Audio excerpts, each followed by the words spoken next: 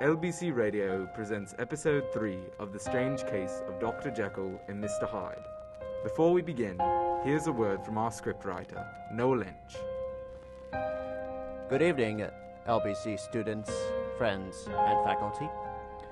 Over the course of the past 2 weeks, we have presented you with the first 2 parts in our radio drama adaptation of the Robert Louis Stevenson classic story, The Strange Case of Dr. Jekyll and Mr. Hyde. The mystery surrounding Dr. Jekyll and his friend Hyde remains bizarrely unresolved. Where in the world has Dr. Jekyll gone? And who exactly was the deceased Mr. Hyde? Rest assured, dear listener, that mystery will be solved today. For today, we present the third and final part of our tale. You can assuredly trust the facts of this conclusion, as I come from the pen of none other than Dr. Henry Jekyll himself.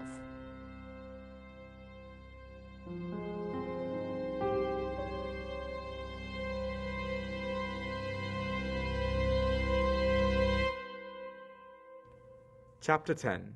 Henry Jekyll's Full Statement of the Case.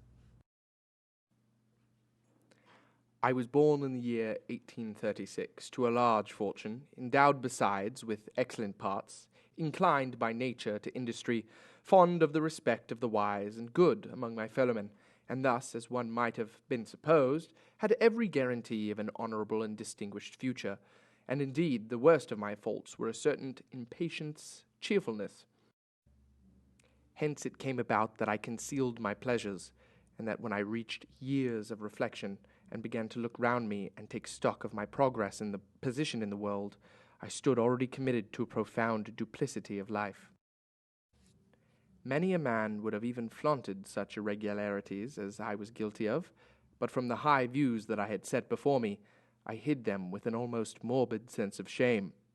It was thus rather exciting with my aspirations that any particular degradation in my faults that made me what I was, and, with even a deeper trench than in the majority of men, severed in me those provenances of good and ill, which divide and compound man's dual nature. In this case, I was driven to reflect deeply and inveterately on that hard law of life, which lies at the root of religion and is one of the most plentiful springs of distress. Though so profound a double-dealer, I was in no sense a hypocrite. Both sides of me were in dead earnest. I was no more myself when I laid aside restraint and plunged in shame than when I labored in the eye of day, at the furtherance of knowledge or the relief of sorrow and suffering. And it chanced that the direction of my scientific studies, which led wholly towards the mystic and transcendental, reacted and shed a strong light on this consciousness of the perennial war among my members. With every day, and from both sides of my intelligence, the moral and the intellectual, I thus drew steadily nearer to that truth, by whose partial discovery I have been doomed to such a dreadful shipwreck, that man is not truly one, but truly two. I say two, because the state of my own knowledge does not pass beyond that point. Others will follow, others will outstrip me on the same lines, and I hazard the guess that man will ultimately be known for a mere polity of his multifarious, incongruous, and independent denizens. I, for my part, from the nature of my life, advanced infallibly in one direction, and in one direction only. It was on the moral side, and in my own person, that I learned to recognize the thorough and primitive duality of man. I saw that, of the two natures that contended in the field of my consciousness, even if I could rightly be said to be either, it was only because I was radically both, and from an early date, even before the course of my scientific discoveries had begun, to suggest the most naked possibility of such a miracle. I had learned to dwell with pleasure, as a beloved daydream, on the thought of the separation of these elements. If each, I told myself, could be but housed in separate identities, life would be relieved of all that was unbearable.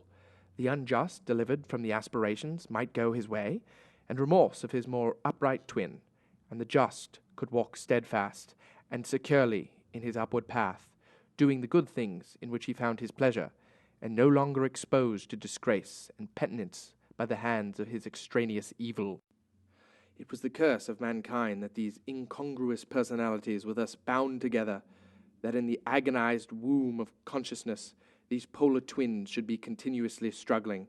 How, then, were they to be disassociated? I was so far in my reflections when, as I have said, a sidelight began to shine upon the subject of my laboratory table. I began to perceive more deeply than it has ever yet been stated the trembling immateriality, the mist-like transience of this seemingly solid body in which we walk attired. Certain agents, I have found, had the power to shake and to pluck back that fleshly vestment, even as a wind might toss the curtains of a pavilion. For two good reasons, I will not enter deeply into this scientific branch of my confession. First, because I have been made to learn that the doom and burthen of our life is bound forever on a man's shoulders, and when the attempt is made to cast it off, it but returns upon us with more unfamiliar and a more awful pressure. Second, because, as my narrative will make, alas, too evident, my discoveries were incomplete. Enough that I had not only recognized my natural body for the mere aura and effulgence of a certain power that made up my spirit, but managed to compound a drug by which these powers should be dethroned from their supremacy, and a second form and countenance substituted, none the less natural to me, because they were the expression and bore the stamp of lower elements in my soul. I hesitated long before I put this theory to the test of practice. I knew well that I risked death, for any drug that so potently controlled and shook the very fortress of identity might, by the least scruple of an overdose, or at least the inopportunity in the moment of exhibition, utterly block out that immaterial tabernacle which I looked to it to change. But the temptation of a discovery so singular and profound at last overcame any suggestions of alarm. I had long since prepared my tincture. I purchased at once, from a firm wholesale chemist, a large quantity of a particular salt, which I knew, from my experiments, to be the last ingredient required. And late one accursed night, I compounded the elements, watched them boil and smoke together in the glass, and when the bubbling had subsided, with a strong glow of courage, I drank off the potion. The most racking pain succeeded, a grinding in the bones, deadly nausea, and a horror of the spirit that cannot be exceeded at the hour of birth or death. Then these agonies began swiftly to subside, and I came to myself, as if out of a great sickness. There was something strange in my sensations, something indescribably new, and, from its very novelty, incredibly sweet. I felt younger, lighter, happier in body. Within, I was conscious of a heady recklessness, a current of disordered, sinful images running like a mill race in my fancy, a solution of the bonds of obligation, an unknown but not an innocent freedom of the soul. I knew myself at the first breath of this new life to be more wicked, tenfold more wicked, sold a slave to my original evil, and the thought, in that moment, braced and delighted me like wine. I stretched out my hands, exulting in the freshness of these new sensations, and in the act I was suddenly aware that I had lost some of my stature. There was no mirror, at that date, in my room. That which stands beside me as I write was brought there later on, and for the very purpose of these transformations. The night, however, was far gone into the morning. The morning, black as it was nearly ripe for the conception of the day. The inmates of my house were locked in the most rigorous hours of slumber, and I was determined, flushed as I was with hope and triumph, to venture in my new shape as far as to my bedroom. I crossed the yard, wherein the constellations looked down upon me. I could have thought, with wonder, was I the first creature of this sort to be seen by the stars in their unsleeping vigilance?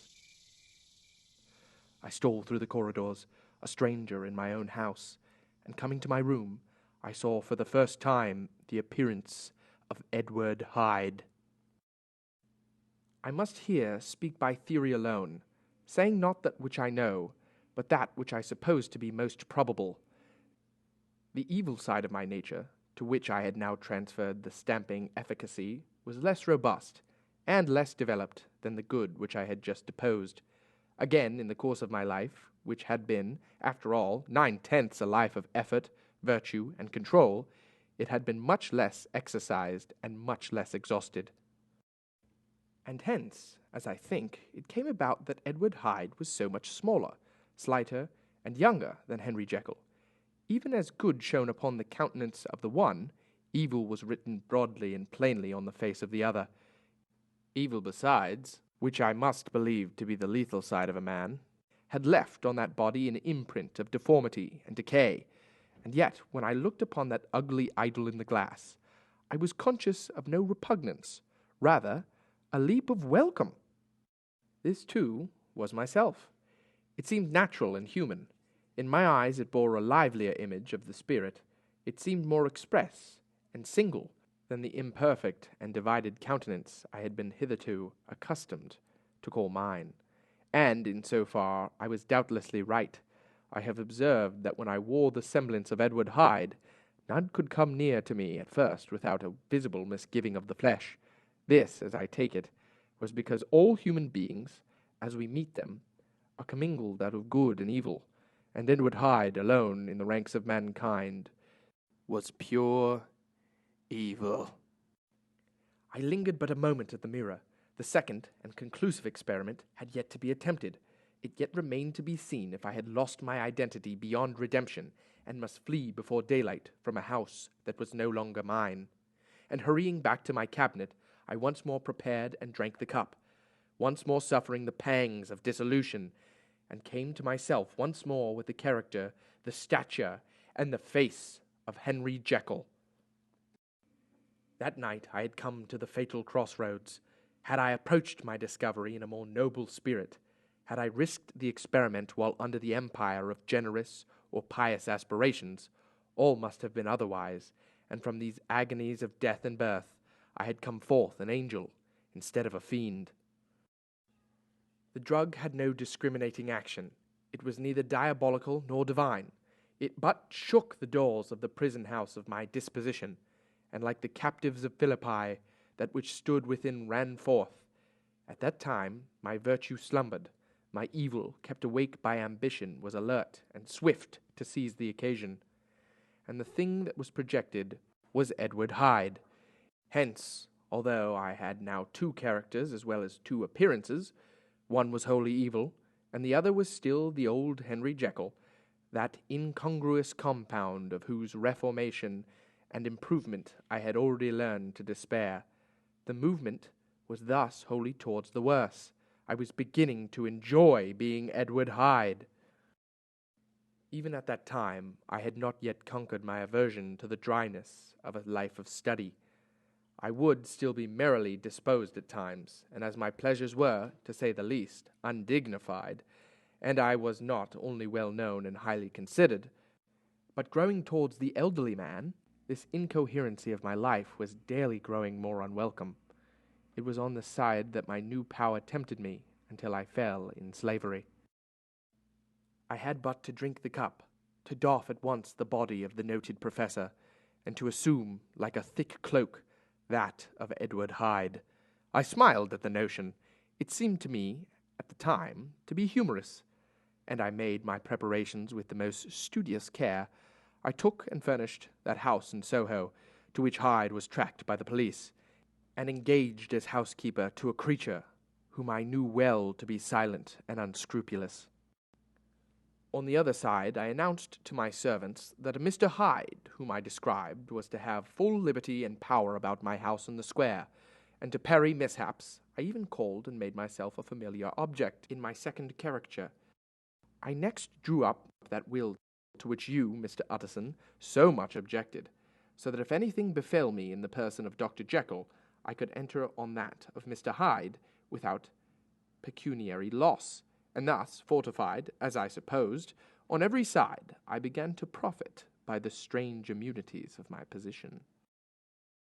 Men have before hired bravos to transact their crimes, while their own person and reputation sat under shelter. I was the first that ever did so for his pleasures. I was the first that could thus plod in the public eye with a load of genial respectability, and in a moment, like a schoolboy, strip off that persona and spring headlong into a sea of liberty. But for me, in my impenetrable mantle, the safety was complete. Think of it! I did not even exist! Let me but escape into my laboratory door. Give me but a second or two to mix and swallow the draught that I had always standing ready, and whatever he had done, Edward Hyde would pass away like the stain of a breath upon a mirror.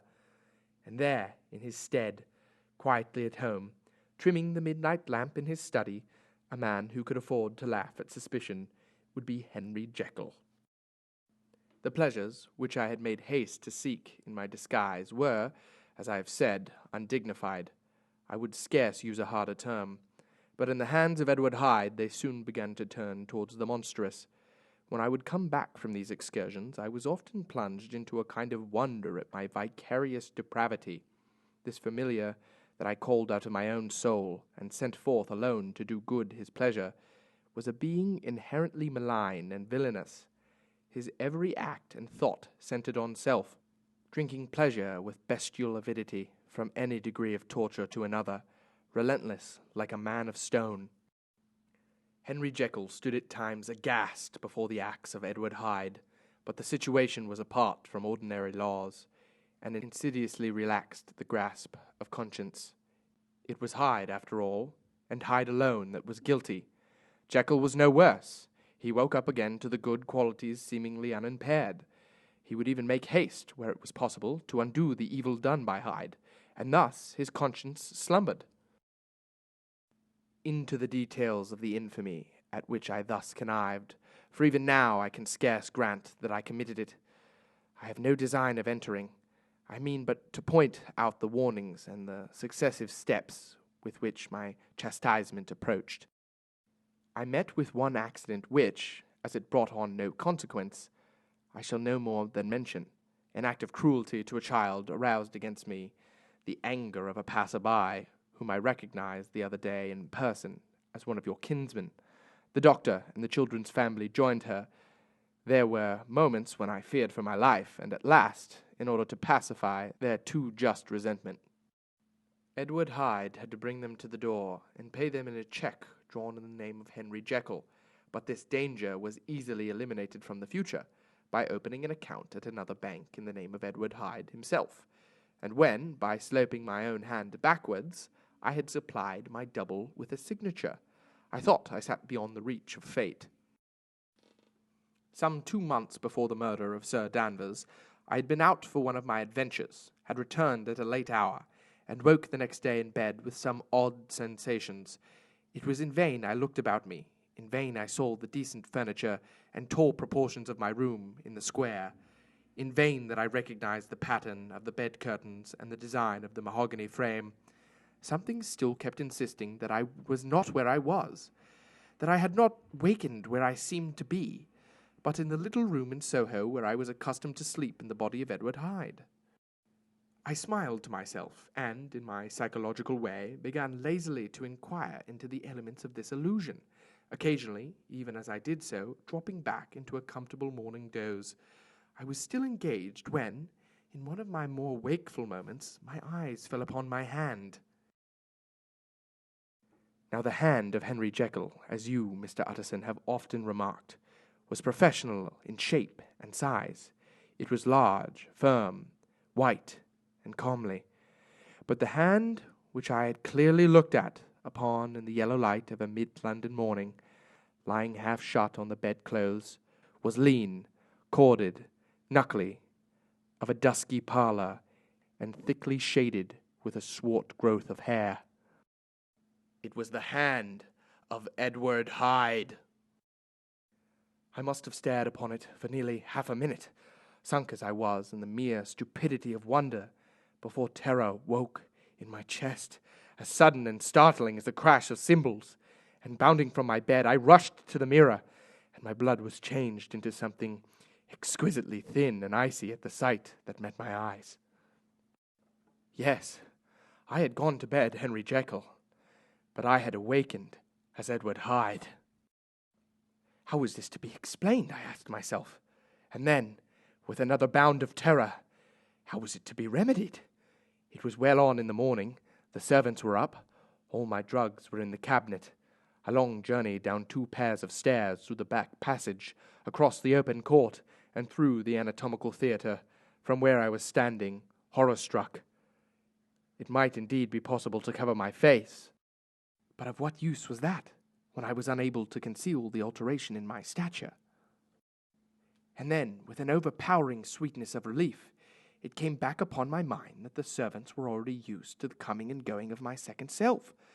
I had soon dressed, as well as I was able, in clothes of my own size, had soon passed through the house, where Bradshaw stared and drew back at seeing Mr. Hyde at such an hour, and in such a strange array, and 10 minutes later Dr. Jekyll had returned to his own shape, and was sitting down, with a darkened brow, to make a feint of breakfasting.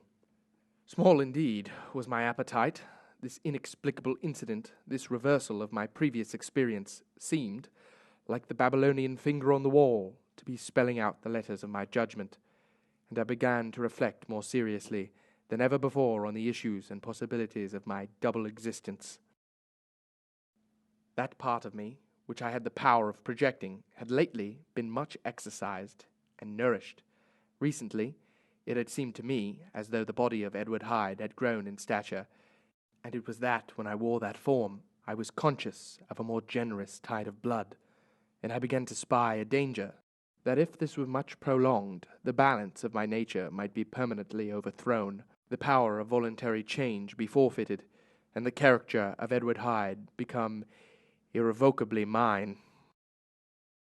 The power of the drug had not been always equally displayed.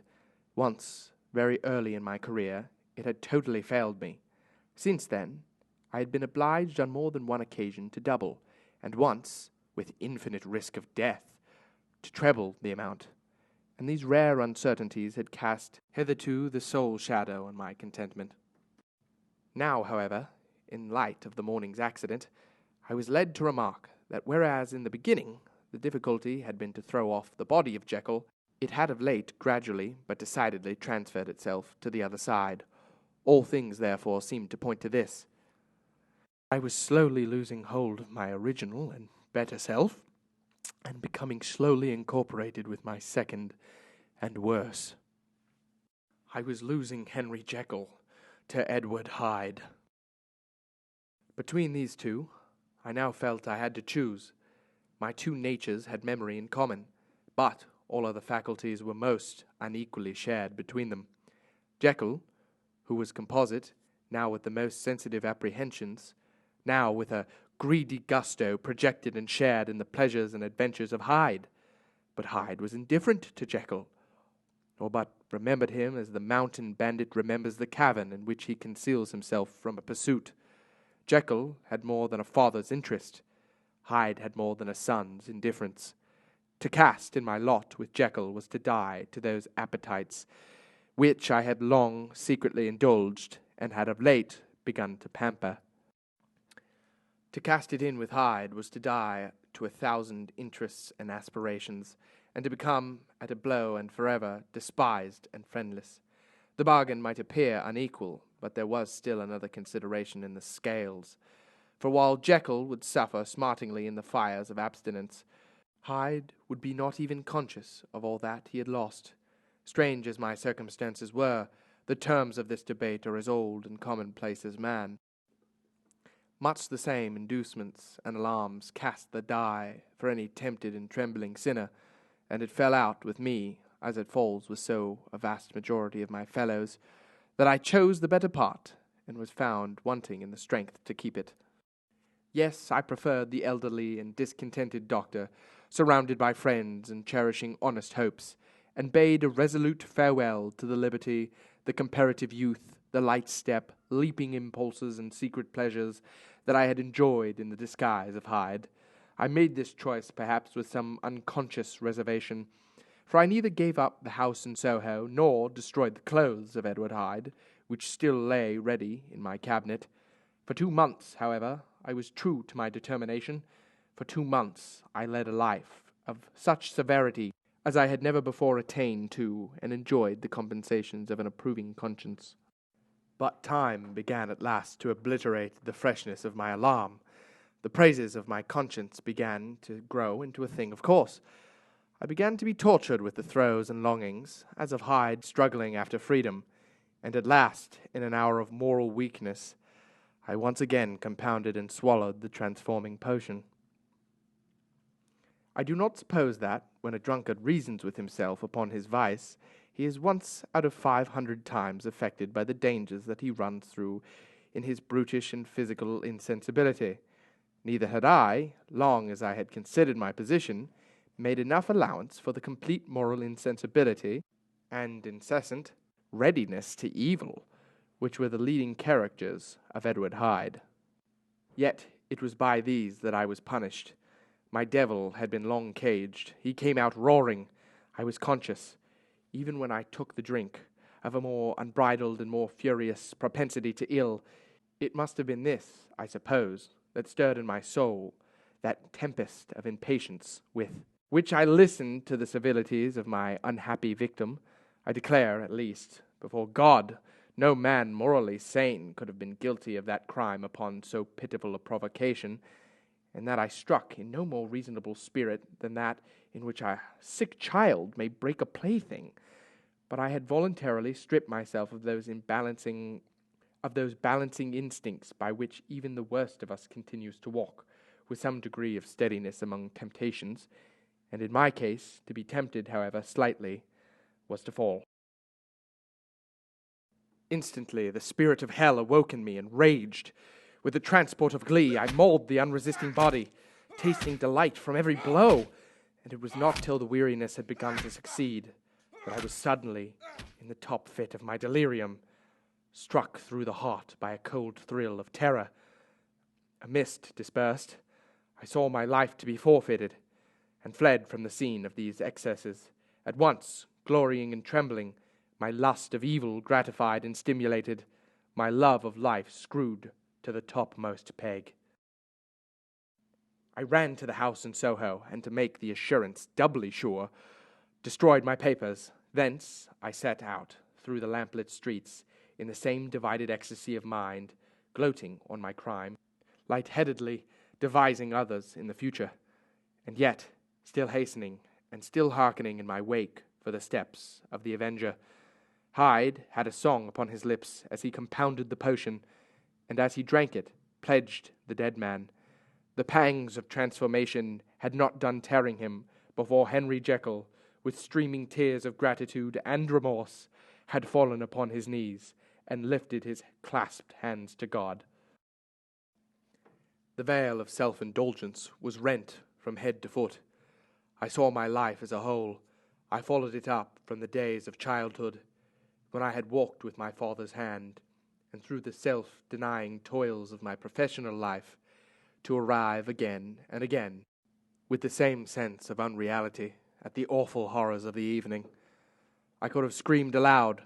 I sought with tears and prayers to smother down the crowd of hideous images and sounds with which my memory swarmed against me, and still, between the petitions, the ugly face of my iniquity stared into my soul.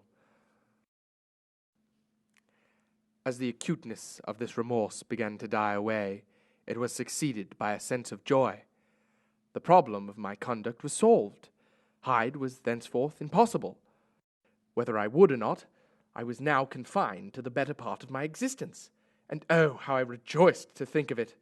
With what willing humility I embraced anew the restrictions of natural life. With what sincere renunciation I locked the door by which I was so often gone and come, and ground the key under my heel. The next day came the news that the murder had not been overlooked, that the guilt of Hyde was patent to the world, and that the victim was a man of high public estimation. It was not only a crime, it had been a tragic folly. I think I was glad to know it. I think I was glad to have my better impulses thus buttressed and guarded by the terrors of the scaffold. Jekyll was now my city of refuge.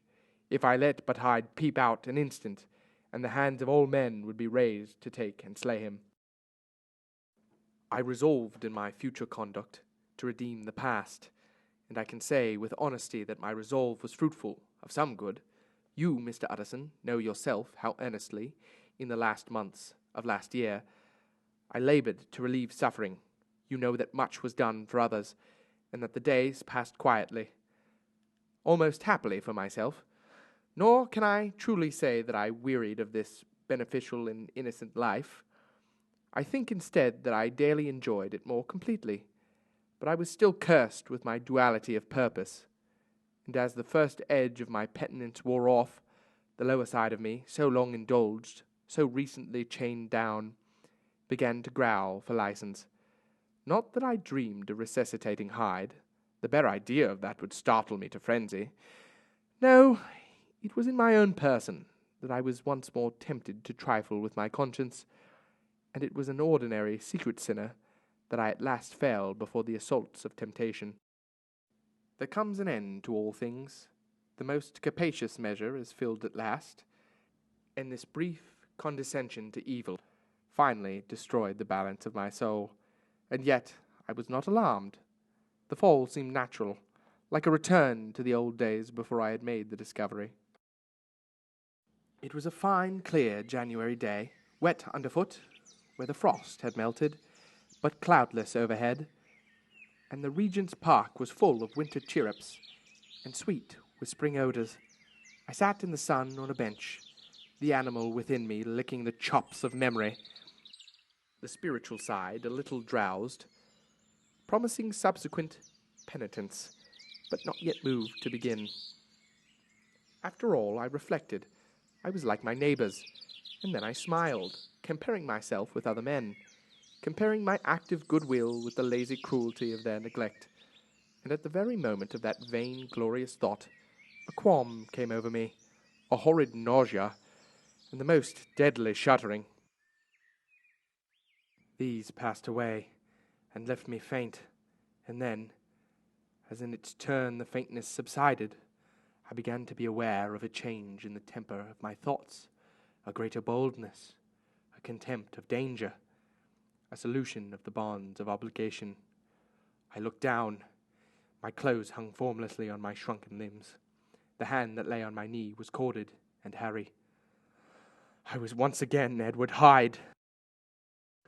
A moment before I had been safe of all men's respect, wealthy, beloved, the cloth laying for me in the dining room at home, and now I was the common quarry of mankind, hunted, houseless, unknown murderer, thrall to the gallows. My reason wavered, but it did not fail me utterly. I have more than once observed that in my second character my faculties seemed sharpened to a point, and in my spirits more tensely elastic.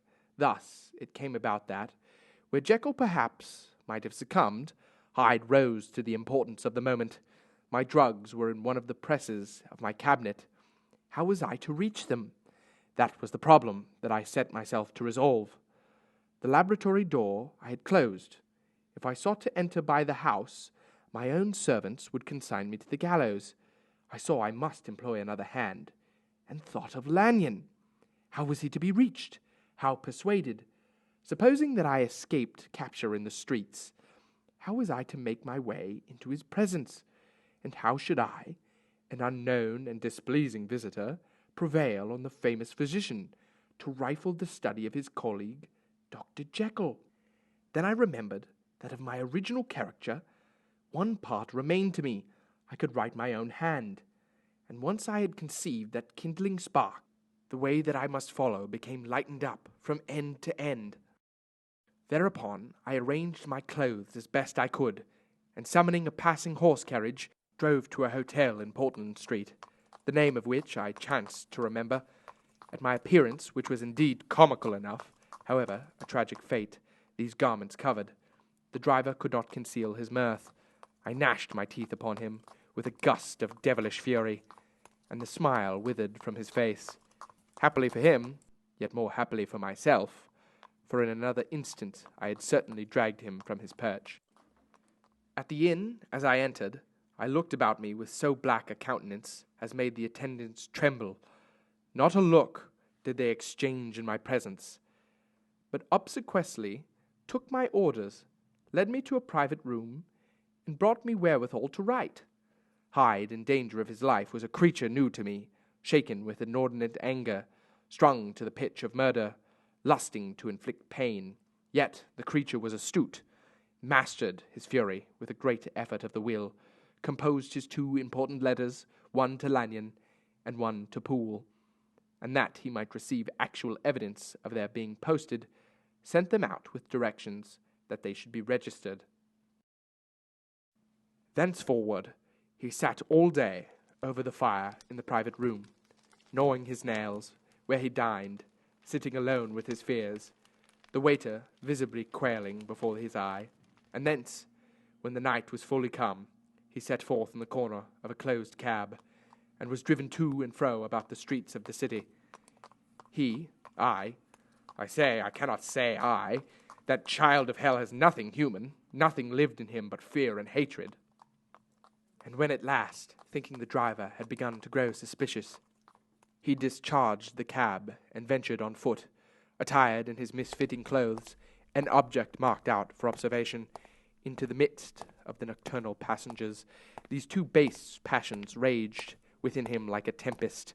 He walked fast, hunted by his fears, chattering to himself, skulking through the less frequented thoroughfares, counting the minutes that still divided him from midnight. Once a woman spoke to him, offering, I think, a box of lights. He struck her in the face with his hand, and she fled. When I came to myself at Lanyon's, the horror of my old friend perhaps affected me somewhat. I do not know. It was at least but a drop in the sea to the abhorrence with which I looked back upon these hours. A change had come over me. It was no longer the fear of the gallows. It was the horror of being Hyde that racked me. I received Lanyon's condemnation partly in a dream.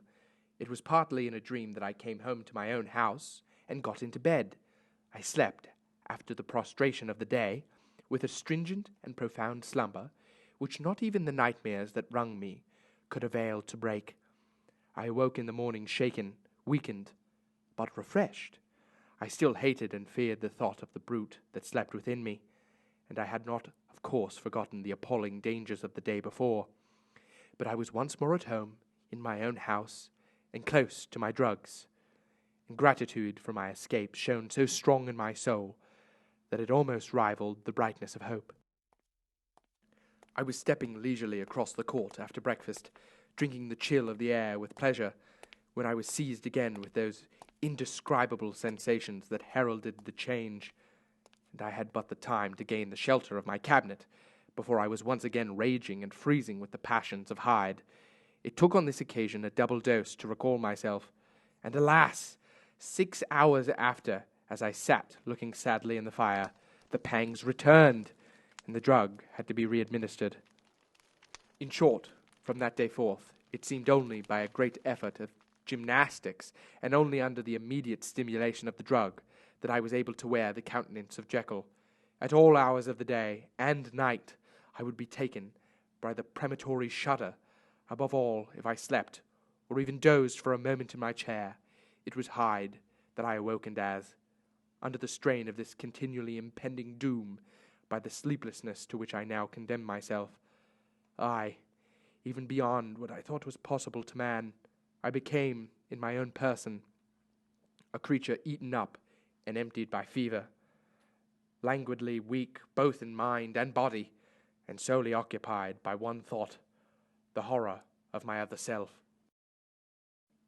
But when I slept, or when the virtue of the medicine wore off, I would leap almost without transition, for the pangs of transformation grew daily less marked, into the possessions of a fancy brimming with terror, a soul boiling with causeless hatreds, and a body that seemed not strong enough to contain the raging energies of life. The powers of Hyde seemed to have grown with the sickliness of Jekyll, and certainly the hate that now divided them was equal on each side. With Jekyll, it was a thing of vital instinct. He had now seen the deformity of that creature which shared with him some of the phenomena of consciousness, and was the co-heir with him to death. And beyond these links of the community, which in themselves made the most poignant part of this distress, he thought of Hyde, for all his energy of life, as of something not only hellish, but inorganic. This was the shocking thing, that the slime of the pit seemed to utter cries and voices, that the amorphous dust gesticulated and sinned, that what was dead and had no shape should usurp the offices of life, and this again, that the insurgent horror was knit to him closer than a wife, closer than an eye, lay caged in his flesh, where he heard it mutter and felt it struggle to be born, and at every hour of weakness and in the confidence of slumber prevailed against him and deposed him out of life. The hatred of Hyde for Jekyll was of a different order. His terror of the gallows drove him continually to commit temporary suicide and return to his subordinate station, a part instead of a person. But he loathed the necessity. He loathed the despondency into which Jekyll was now fallen, and he resented the dislike with which he was himself regarded. Hence the ape-like tricks that he would play me, scrawling in my own hand blasphemies on the pages of my books, burning the letters and destroying the portrait of my father, and indeed, had it not been for his fear of death, he would long ago have ruined himself in order to involve me in this ruin. But his love of life is wonderful. I go further, I, who sicken and freeze at the mere thought of him, when I recall the abject passion of this attachment, and when I know he fears my power to cut him off by suicide, I find it in my heart to pity him. It is useless, and the time awfully fails me, to prolong this description. No one has ever suffered such torments. Let that suffice.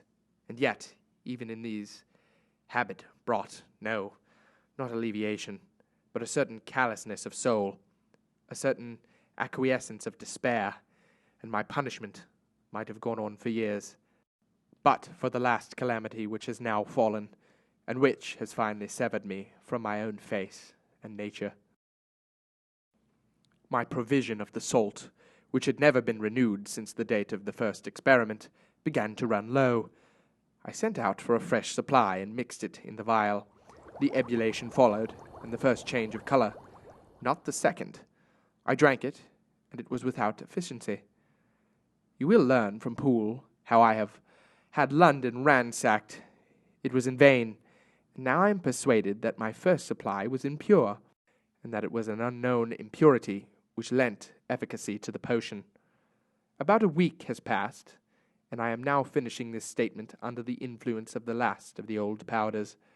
This, then, is the last time, short of a miracle, that Henry Jekyll can think his own thoughts or see his own face.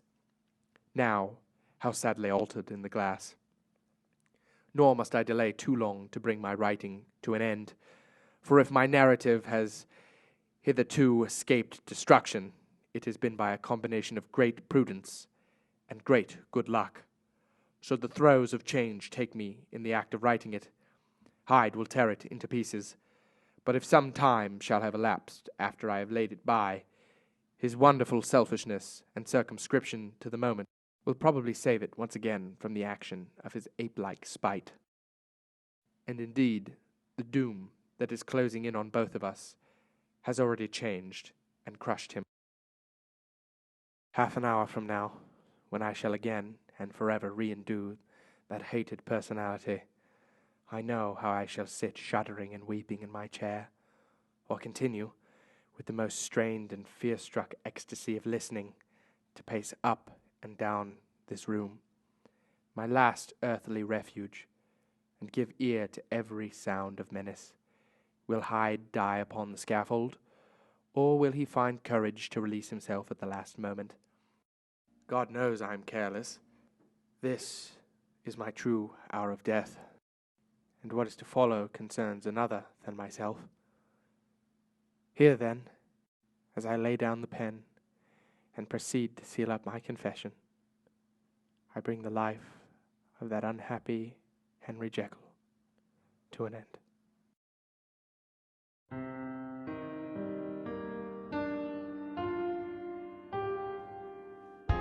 Thank you for listening to the conclusion of Lancaster Bible College's radio adaptation of The Strange Case of Dr. Jekyll and Mr. Hyde. Tonight's dramatic reading was presented by Isaac Zimmerman as Henry Jekyll and Nate Odie as the narrator. Additionally, our production has featured Seth Jarabek as Mr. Utterson, Caleb Nelson as Dr. Lanyon, Abigail Simile as Poole, Faith Delegati as Mrs. Enfield, Allison Stahalik as Ms. Guest, Cooper Ray as the officer, and Mary Schlenker as Hyde's maid. Now for a word from our director, Debbie Celeste.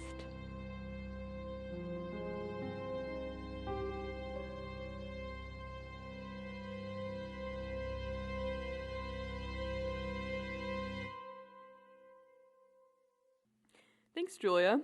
At the conclusion of our performance, we would like to take a moment to give a special thanks to those who have been highly instrumental in the creation of our show, both in the studio and behind the scenes.